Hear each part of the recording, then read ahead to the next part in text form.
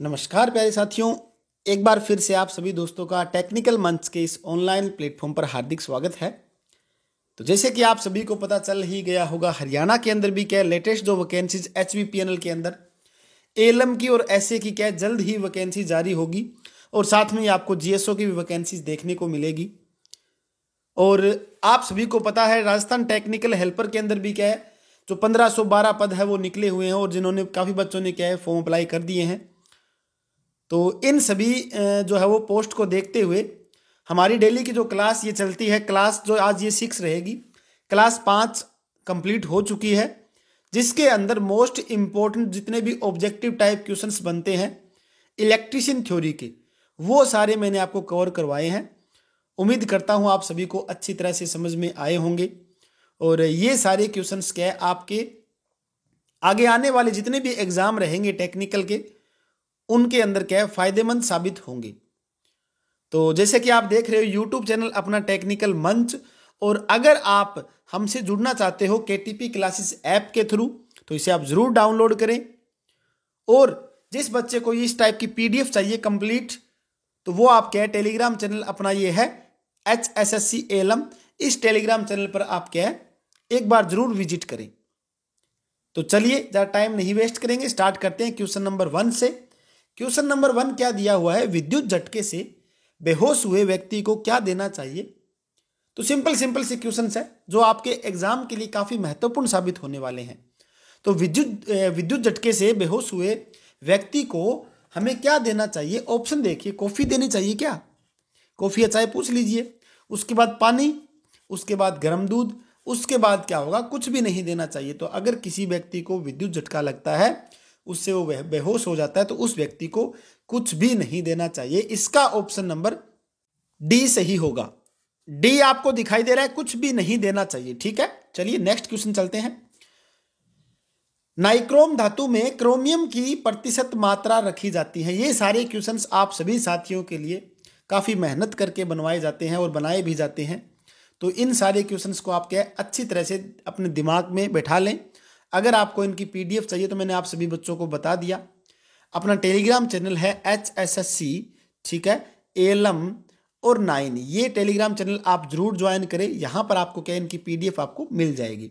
ठीक है, तो चलिए क्वेश्चन क्या दे रखा है, नाइक्रोम धातु में क्रोमियम की प्रतिशत मात्रा रखी जाती है 80%, 60%, 20% या फिर 40%। तो इसका आप सभी को पता होगा 20% हम रखते हैं इसकी मात्रा। ठीक है, नाइक्रोम धातु क्रोमियम प्लस निकल से मिलाकर बनाते हैं हम, आप सभी को पता हो तो। ठीक है, तो क्रोमियम की प्रतिशत मात्रा कितनी होगी, 20%, और निकल की होगी कितनी प्रतिशत, 80% निकल की मात्रा हो जाएगी। चलिए नेक्स्ट क्वेश्चन देखिए।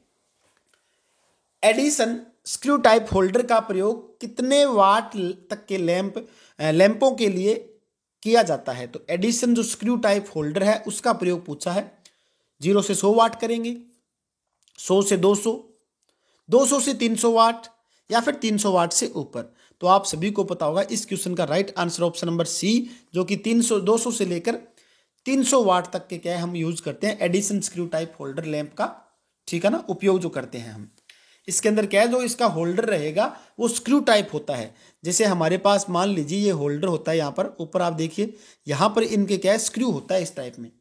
ठीक है, चलिए अगला क्वेश्चन काफी अच्छा दिया हुआ है, बहुत ही सिलेक्टेड है और आजकल इस टाइप के क्वेश्चंस एग्जाम के अंदर बहुत बार पूछे जाते हैं कि नीले रंग की नोब वाली MCB का उपयोग होता है। जो MCB है इसकी फुल फॉर्म आप सभी को पता होगी, मिनिएचर सर्किट ब्रेकर। और अगर इसकी नोब जो नीले रंग की हो तो हम इसका उपयोग कहां करेंगे, DC परिपथों में, लाइटनिंग परिपथों में, आइसोलेटर के रूप में, AC मोटर सर्किट में। तो इसका उपयोग हम करते हैं अपने घरेलू सिस्टम के अंदर लाइटनिंग परिपथों में, आप सभी ने देखा होगा। ठीक है ना, तो ये हमारे पास क्या रहेगी, लाइटनिंग परिपथों में उपयोग करते हैं नीले नोब की जो हमारे पास MCB होती है इसका। फ्यूज तार के निर्माण में लेड व टिन का क्या अनुपात रखा जाता है। काफी अच्छा क्वेश्चन है और बार बार आप सभी ने इसके बारे में पढ़ा भी होगा, लेकिन यहां पर हम ये चेक कर रहे हैं कि कितना आपको याद है या नहीं है, ये चीज हम देख रहे हैं। तो चलिए इसका हमारे पास क्या रहेगा, 60-40, 40-60 रहेगा, 63:37, 37:63, तो इनमें से कौन सा होगा? तो इनमें से हमारे पास ऑप्शन नंबर डी सही रहेगा, 37:63। ठीक है ना, यानी कि लेड हमारे पास कितना होता है? लेड जो होता है वो होता है 37 और टिन हमारे पास क्या होता है? 63% होता है। ठीक है ना, अगर किसी क्वेश्चन में डाउट लगे तो आप कमेंट सेक्शन में जरूर बताएं, अपना सुझाव आप जरूर दें। ठीक है, ताकि आप सभी को पता है गलती किसी से भी हो सकती है। ठीक है ना, तो जो भी आपके माइंड में कोई सुझाव हो वो आप जरूर बताएं। चलिए चलते हैं नेक्स्ट क्वेश्चन की ओर। ताप बढ़ने पर चालक की चालकता की धारा वहन क्षमता। ठीक है, यहां पर लिखना क्या था? धारा वहन। ठीक है ना, धारा वहन क्षमता होती है, ये आपको पूछा गया है। ताप बढ़ेगा तो चालक की चालकता की धारा वहन क्षमता क्या हो जाएगी, ये पूछा गया आपको। ऑप्शन देखिए, बढ़ती है, घटती है, बराबर रहेगी, या कोई प्रभाव नहीं पड़ता। आप सभी को पता है हमारे पास घट जाती है। ठीक है ना, यानी ताप बढ़ने पर चालक की जो चालकता की धारा वहन क्षमता है वो क्या हो जाएगी? वो हमारे पास कम हो जाएगी, क्योंकि उसमें टेम्परेचर ज़्यादा हो गया। चालक हमारे पास गर्म होगा तो उसके अंदर क्या है? हमारे पास प्रतिरोध ज़्यादा हो जाएगा। प्रतिरोध ज़्यादा होगा तो उसके अंदर, आप सभी को पता है ना, देखिए मैं आपको बताता हूँ, चालक जो हमारे पास होता है, चालक जो है, चालक का जो पॉजिटिव तापक गुणांक होता है हमेशा, ठीक है ना, टेम्परेचर जो कोफिशिएंट है वो हमेशा पॉजिटिव होता है। पॉजिटिव तापक गुणांक का मतलब क्या होता है?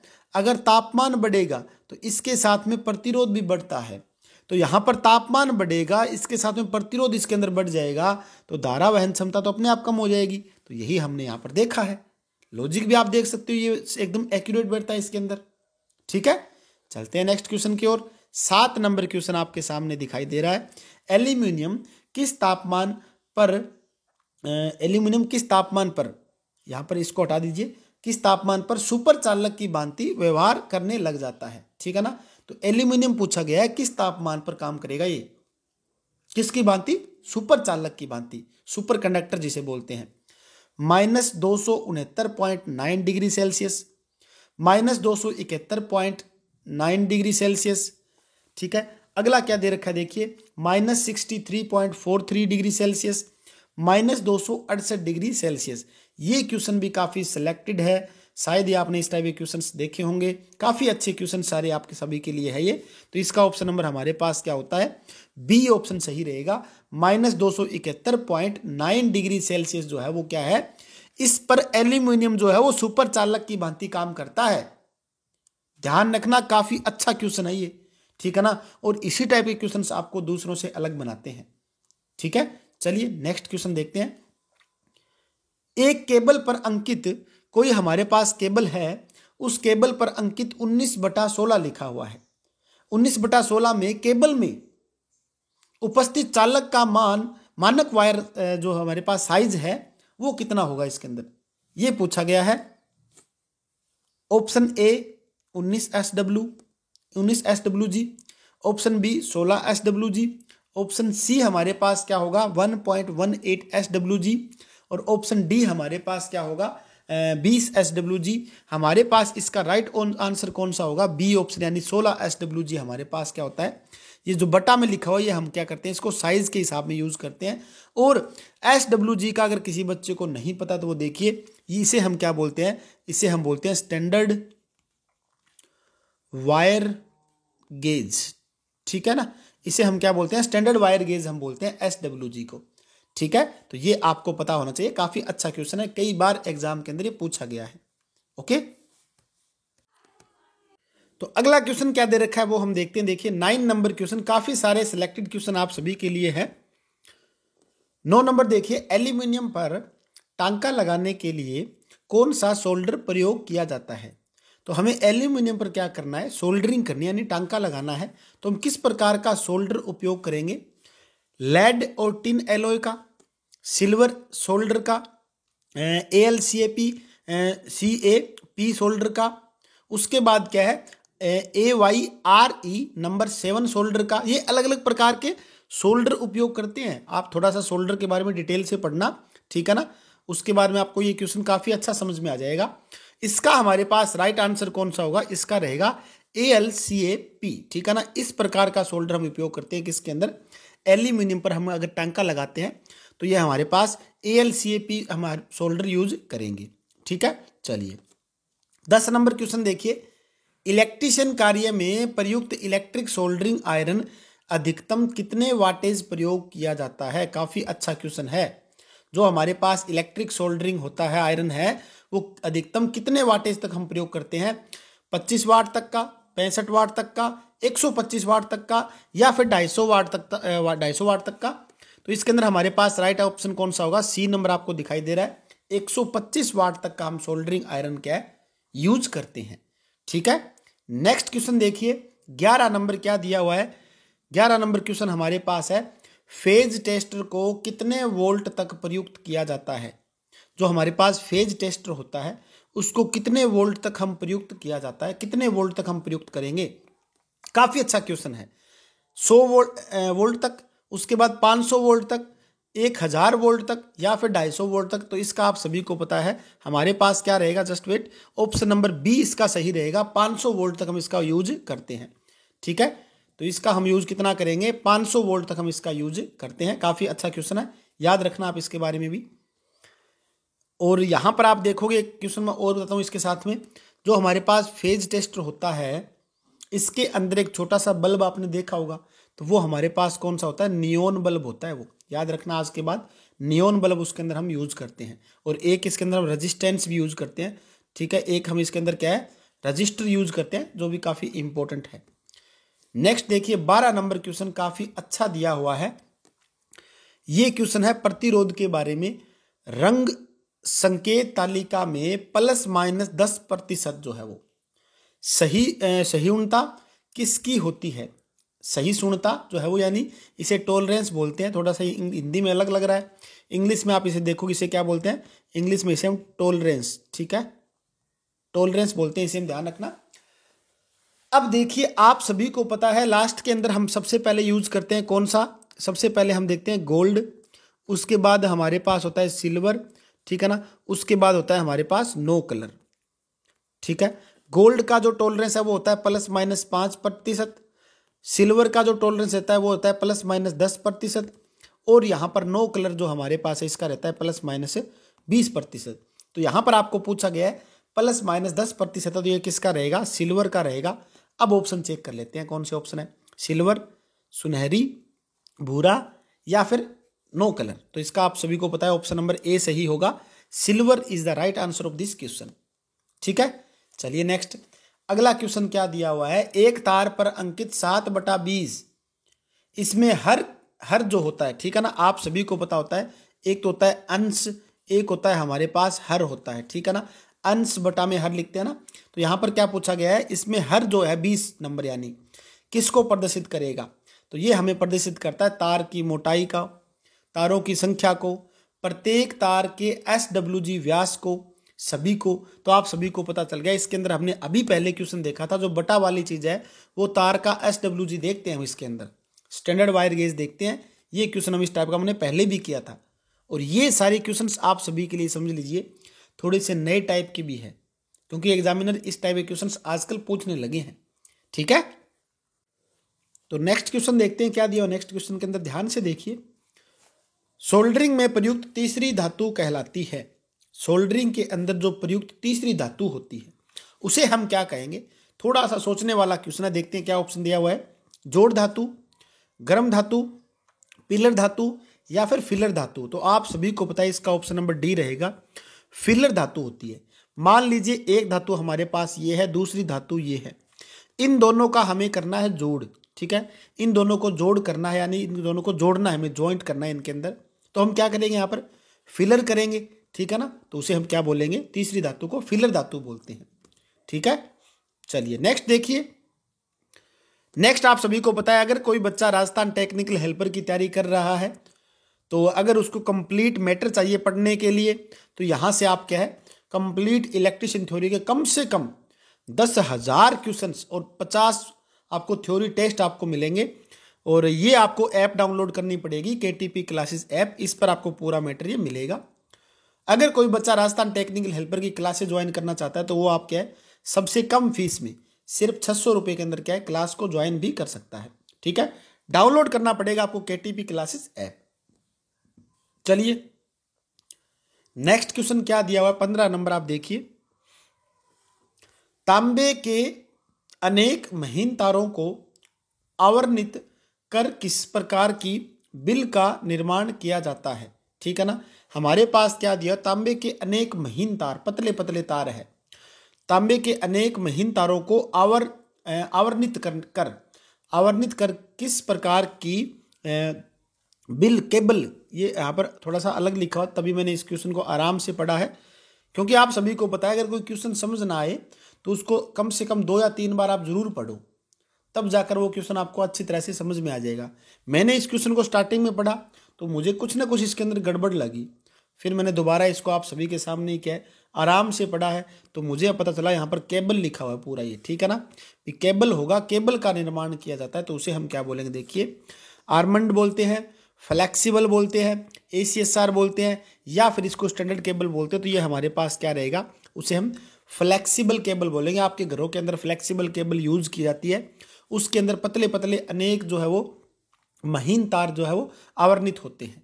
ठीक है ना, अब आपसे यहाँ से ये क्वेश्चन बनता है, ACSR की फुल फॉर्म बताइए क्या होगी। ठीक है, तो ये काम आपका है, कमेंट सेक्शन में आप बताओगे ACSR की फुल फॉर्म क्या होती है। ठीक है, नेक्स्ट क्वेश्चन देखिए, 16 नंबर क्वेश्चन। एक प्रतिरोध जो 40 वाट का है वह हो सकता है। ठीक है ना, एक प्रतिरोध दे रखा है जो 40 वाट का है वह हो सकता है। देखिए, मेटल फिल्म, तार कुंडलित, परिवर्तित मान कार्बन संयोजक, उसके बाद कार्बन फिल्म। अब कुछ एक बच्चे तो यहां पर सोचेंगे सर ये क्वेश्चन क्या बना दिया आपने कि एक प्रतिरोध भी है और 40 वाट भी लिख दिया, यहां पर आप ओम लिखते तो हम समझ जाते। यहां पर आप सीखिए नई बात क्या है। नई बात यह है, अगर आपको पूछ ले कि प्रतिरोध की जो रेटिंग होती है, प्रतिरोध की जो रेटिंग होती है वो हमेशा किस में होती है, प्रतिरोध की रेटिंग हम वाट में लेते हैं। अगर किसी बच्चे को नहीं पता हो तो प्रतिरोध की जो इकाई होती है ना, इकाई आप सभी को पता है, इकाई हम यूज करते हैं ओम। ठीक है, ओम होती है इसकी इकाई, रेटिंग इसकी हम वाट में ही लेते हैं। ओके, अब आपको पूछा गया है भी कौन सा इनमें से प्रतिरोध जो है वो 40 वाट का हो सकता है। ठीक है, तो इसका हमारे पास ऑप्शन नंबर बी सही होगा। जो वायर वाउंड होता है ना, तार कुंडली जिसे बोलते हैं वायर वाउंड, वो हमारे पास क्या है 40 वाट का होता है। ठीक है, चलिए 17 नंबर क्वेश्चन। विद्युत घंटी के प्रचालन को नियंत्रित करने के लिए निम्न में से किस स्विच का प्रयोग किया जाता है। ठीक है ना, विद्युत घंटी का अगर कोई हमें प्रचालन करना है, उसकी कंट्रोलिंग सिस्टम अगर सही करना हो तो कौन से प्रकार का स्विच करते हैं, toggle switch, push to off switch, push to on switch और टम्बलर स्विच। तो आप सभी को पता है इसके अंदर हम क्या करेंगे, push to on switch use करेंगे। ठीक है ना, जो हम किसके अंदर यूज करते हैं, विद्युत घंटी के अंदर इसका जो प्रचालन करें इसको नियंत्रित करने के लिए। ठीक है, तो आज के बाद याद रखोगे विद्युत घंटी के अंदर कौन सा स्विच यूज करते हैं कंट्रोलिंग के लिए, तो push to on switch use करते हैं। ठीक है, 18 नंबर क्वेश्चन। किस प्रकार के होल्डर का उपयोग अस्थायी प्रकाश व्यवस्था में किया जाता है। तो कौन से प्रकार का जो होल्डर होगा उनका उपयोग अस्थायी प्रकाश व्यवस्था, यानी हमने एक बार उसको यूज करना है, उसके बाद दूसरी जगह उसको हटा के वहां दूसरी जगह लगाना होगा। ठीक है, परमानेंट नहीं लगाना हमें। तो बैटन होगा, पेंडेंट होगा, ब्रैकेट होगा और एंगल होगा। तो आप सभी को पता है पेंडेंट होल्डर जो है वो लटकाने वाला होल्डर, वो एक बार हम लगा देते हैं टेम्परेरी के लिए अस्थायी रूप में, उसके बाद दूसरी जगह हमें कहीं लगाना है तो उसको भी हम यूज कर सकते हैं। ठीक है ना, आप सभी ने देखा होगा कि शादी ब्याह का जो सीजन होता है वहाँ पर जो हलवाई वगैरह बैठते हैं मिठाई बनाने के लिए, तो वहाँ पर वो सबसे पहले आके ये बोलते हैं, अगर शाम का सिस्टम हो, रात का अगर सिस्टम हो, तो ये बोलेंगे हमें यहाँ पर लाइट चाहिए। तो लाइट के लिए आप क्या करते हो, आपने कभी लगाया होगा वहाँ पर एक आप ब्लैक कलर का होल्डर लेके आते हो, आजकल व्हाइट कलर का भी आने लगा है। वो होल्डर क्या है आप हलवाई के पास में कहीं पर लटका देते हो, सुबह उसको क्या आप निकाल भी सकते हो। तो ये होता है हमारे पास पेंडेंट होल्डर। ठीक है, चलिए नेक्स्ट क्वेश्चन। सोल्डरिंग प्रक्रिया में प्रयुक्त फ्लक्स का कार्य क्या होता है। सोल्डरिंग प्रक्रिया में प्रयुक्त फ्लक्स का कार्य क्या होता है। तो सोल्डरिंग प्रक्रिया के अंदर जो प्रयुक्त हमारे पास फ्लक्स होगा इसका मेन कार्य क्या होगा, ऑक्सीकरण को रोकना, जोड़ को साफ रखना, सोल्डर बहाव में सुगमता प्रदान करना उपरोक्त सभी, तो ये हमारे पास क्या रहेगा, ऑप्शन नंबर डी सही रहेगा। यानी कि ऑक्सीकरण को भी रोकता है, जोड़ को भी साफ रखना होता है और शोल्डर आराम से सुगमता प्रदान करता है भी, इसका बहाव बढ़िया बना रहे। ठीक है ना। तो ये हमारे पास क्या है, सोल्डरिंग प्रक्रिया में फ्लक्स का कार्य होता है। अब आप बोलोगे फ्लक्स होता क्या है। अगर कभी भी आपने टांका लगवाया है, ठीक है ना, दो धातु को आपने जुड़वाया होगा आपस के अंदर, तो वहां पर उसके पास एक डिब्बी पड़ी होती है और पहले वो तार को डिब्बी में डुबोता है, उसके बाद जो भी हमें ज्वाइंट करना है उसके अंदर वो लगाता है। तो वो जो डिब्बी होती है उसके अंदर क्या होता है, हमारे पास फ्लक्स ही होता है वो। ठीक है।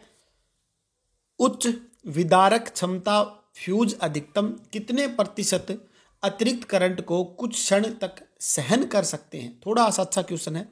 ठीक है ना। लैंग्वेज समझिए कि अगर हमारे पास उच्च विदारक क्षमता फ्यूज अधिकतम कितने प्रतिशत तो अतिरिक्त करंट को कुछ क्षण तक सहन कर सकते हैं, भी थोड़े से समय तक के लिए सहन कर सके, तो किस प्रकार के हमारे पास रहेंगे। 60% कर सकता है, 100% करंट जो है उसको क्षण को सहन कर सकता है, 10% रहेगा या फिर 80% रहेगा। तो इसका हमारे पास क्या है, ऑप्शन नंबर ए, यानी कि 60% है वो सहन कर सकता है अतिरिक्त करंट को। ठीक है। तो ये हो गया हमारे पास 20 नंबर क्वेश्चन। तो जैसा कि आप सभी को पता है केटीपी क्लासेस ऐप, जिसके अंदर क्या है, जो एलएम के सबसे ज्यादा सिलेक्शन पूरे हरियाणा के अंदर आप बोल सकते हो इसके अंदर। ठीक है। सिलेक्शन अपने यहाँ से हुए थे और सारी आप लिस्ट देख सकते हो, एक एक बच्चे का रोल नंबर और फोटो भी लगाई हुई है। यहाँ पर काफ़ी फ़ोटो तो मिस भी हो गई है, डायरेक्ट उनके रोल नंबर भी हमने लिखवा दिए थे। और अब आप सभी को पता है हरियाणा के अंदर जो लेटेस्ट वैकेंसीज आने वाली है, ठीक है ना, किसके अंदर आएगी आप सभी को पता है, ये होगी HVPNL। उसके अंदर एलएम की और एसए की जो वैकेंसीज आएगी उसके लिए स्पेशल क्या क्लासेस मैं आपको प्रोवाइड करवाऊंगा। यूट्यूब पे तो आप सभी को पता है ये जो आपको मैं क्लासेस दे रहा हूँ, ये जो कंटेंट आप सभी को मिल रहा है सबसे बेहतरीन कंटेंट रहेगा, एकदम बेस्ट कंटेंट आपको मिल रहा है। बाकी अगर कोई बच्चा अगर केटीपी क्लासेस ऐप को ज्वाइन करना चाहे, ठीक है, रेगुलर लाइव क्लास देखना चाहे तो बिल्कुल ज्वाइन कीजिए। अभी तक HVPNL, एलएम, एसए और जीएसओ का, ठीक है, बैच वगैरह हमने लॉन्च नहीं किया। जैसे ही बैच वगैरह लॉन्च करेंगे उसके लिए आपको पहले इन्फॉर्मेशन दे दूंगा। ठीक है। और ऑफलाइन क्लास भी हमारी रहेगी इसके अंदर। कोई बच्चा अगर ऑफलाइन क्लास के लिए भी रहेगा तो उसके लिए मैं आपको बता देना चाहता हूँ, देखिए ये जो नंबर दिया हुआ है यहाँ पर आप मुझे क्या है व्हाट्सअप कर सकते हो ऑफलाइन क्लास के लिए। ठीक है ना।